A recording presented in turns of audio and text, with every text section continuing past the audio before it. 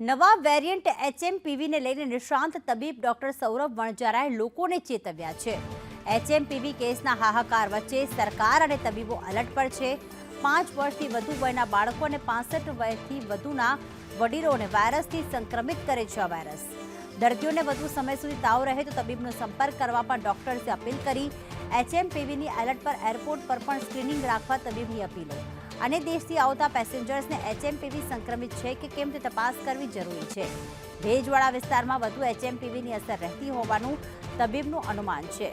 Chemotherapy ચાલતી હોય, diabetes હોય તેવા દર્દીને સંક્રમિત પણ કરી શકે છે આ એચએમપીવી વાયરસ।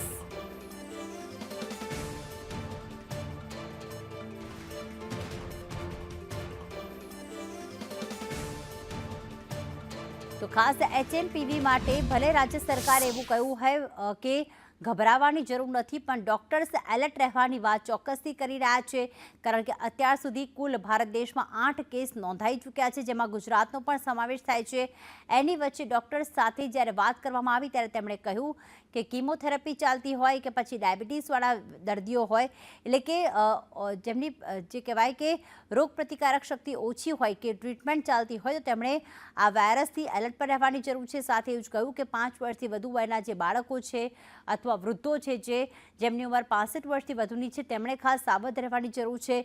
જે પ્રમાણે રાજ્ય સરકારના આરોગ્ય વિભાગ દ્વારા જે માર્ગદર્શિકા બહાર પાડવામાં આવી છે, જે સૂચન આપવામાં આવ્યું છે, એ સૂચનોને અનુસરવા જોઈએ। ભીડભાડવાળા જે વિસ્તારો છે કે જે ભીડભાડવાળા સ્થળોએ ન જવું જોઈએ, માસ્ક પહેરવું જોઈએ।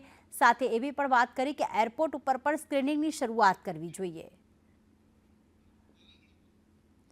તો ખાસ લોકોને પણ એ અપીલ કરી છે કે જો તાવ વધુ સમય રહે તો તબીબોનો સંપર્ક કરવો, કારણ કે એચએમપીવી વાયરસ એ કોઈ જૂનો વાયરસ નથી, પરંતુ એવું કહેવામાં આવ્યું છે કે સામાન્ય ફ્લૂ જેવા તેના લક્ષણો હોય છે।